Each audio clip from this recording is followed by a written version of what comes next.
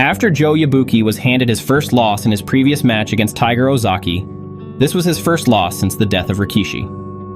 Joe Yabuki was sitting in the ring feeling sad and asking himself why he couldn't land a punch to the head. It was because he had PTSD from his infamous blow to Rikishi's temple. So he went back to training, relentlessly hitting the punching bag, blow after blow.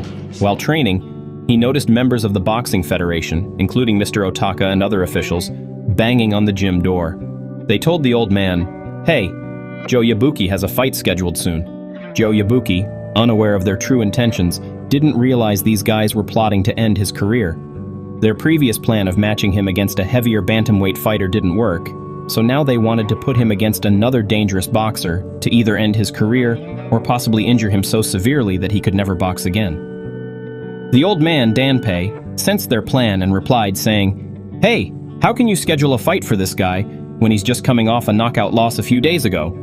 According to the boxing rules, he needs to rest for at least 1 month before returning to the ring."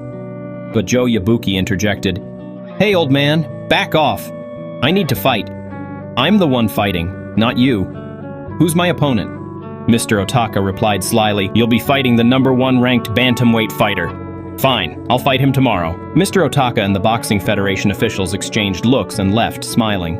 Danpei, furious, said, "Joe, you're crazy. Why would you want to fight so soon after a loss?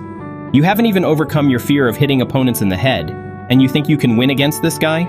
You're not going to win this fight." Danpei, frustrated, tested Joe by asking him to throw a punch at his temple. Joe couldn't do it, which made the old man say, "You're not ready, Joe. You'll never succeed if you can't face this fear."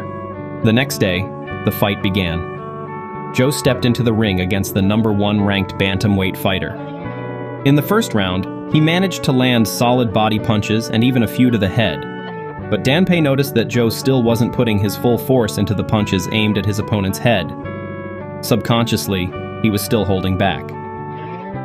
At the end of the round, Danpei told him, "Joe, look at your opponent, he's smiling. You're not landing with full impact, you're holding back without realizing it." Frustrated, Joe entered the second round.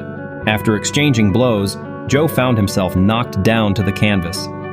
As he got up, a surge of anger and determination flooded him. "Enough of this," he thought. Summoning all his courage, Joe unleashed a devastating punch to his opponent's temple, knocking him down. Blood dripped from the opponent's mouth as the mouthguard fell to the ground. Joe stood over his fallen opponent, victorious but visibly shaken.